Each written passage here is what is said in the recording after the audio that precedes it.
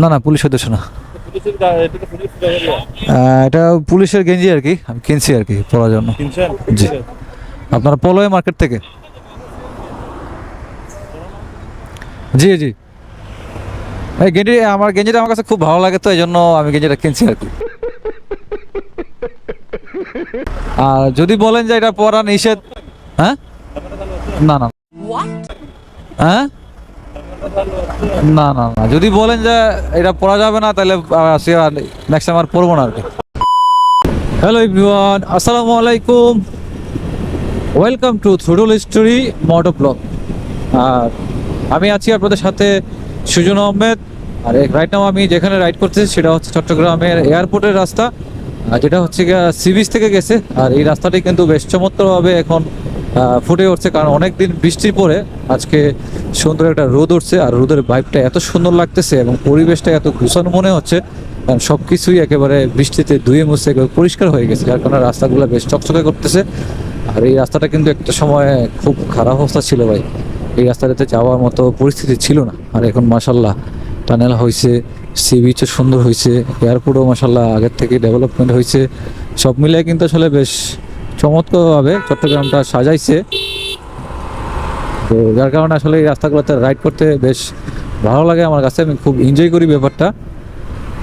কারণ টুকিটাকি বিষয়গুলো আসলে যদি রাস্তাঘাটে বের না হয়, আসলে দুনিয়ার সৌন্দর্য আসলে উপভোগ করাটা মুশকিল। আর ঘরে বসে থাকলে কখনোই আপনি করে প্রকৃতির সৌন্দর্য, বাইরের সৌন্দর্য আপনি বুঝতে পারবেন না, যে বাইরে বেরিয়ে মনটা কত ফুরফুরে হয়ে যায়। সারাদিনে অনেক জল্পনা কল্পনা শেষ করে কিন্তু এখন চলে আসছে একটু মানে লিবার্টি টাইম স্পেন্ড করার জন্য। এই জন্য যাচ্ছি আসলে 15 নম্বর দিকে। আর 15 নম্বর থেকে যাবো আসলে আপনার 14 নম্বর। মেন কাজ হচ্ছে আমার বাইকের কাজ ঠিক শেষ করতে হবে, আজকে একটা সলিউশন করে নিয়ে যাব। আর যারা আসলে এইসব এলাকায় বসবাস করেন দেখছেন কি একটা অবস্থা, এখানে কিন্তু লেগে গেছিল। এই জিনিসগুলো খায় বাইক খুব ভয় লাগে, কারণ আমি সেফটি থাকলেও আমার কিন্তু ওইসা যে কেউ খাইয়ে দিবে।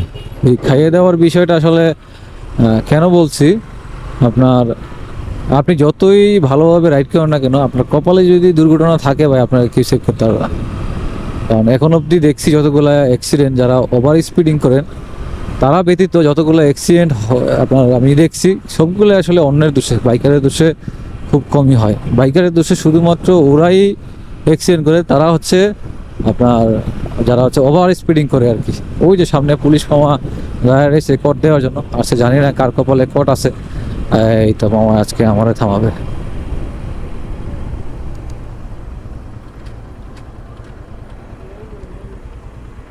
দেখছো, বুঝি নাই। না না, পুলিশ সদস্য না। এটা পুলিশের গেঞ্জি আর কি, আমি কিনছি আর কি পরার জন্য। জি। আপনার পলয় মার্কেট থেকে। জি জি। এই গেঞ্জি, আমার গেঞ্জিটা আমার কাছে খুব ভালো লাগে, তো এই জন্য আমি গেঞ্জিটা কিনছি আর কি। আর যদি বলেন যে এটা পরা নিষেধ, হ্যাঁ, না না না, যদি বলেন যে এটা পরা যাবে না তাহলে নেক্সট টাইম আর পরবো না আর কি। হ্যাঁ? না বুঝতে পারছি না, গেঞ্জিটা আমার কাছে ভালো লাগে আমার। জি, বুঝতে পারছি বুঝতে পারছি। ঠিক আছে, আমি হচ্ছে নেভি পার্সন আর কি, আর কি আর দেখাবো। জি জি জি, ঠিক আছে, আসসালামু আলাইকুম।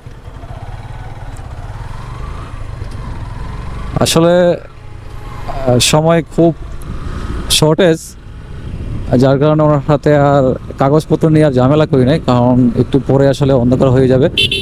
ওই দেখো সেমরিরা কি করে, এই রাস্তাঘাটে বের হইলে এই ধরনের যাই ঝামেলা পড়তেই হবে, কিছু করার নাই। ভালো থাকেন সবাই, আল্লাহ হাফেজ।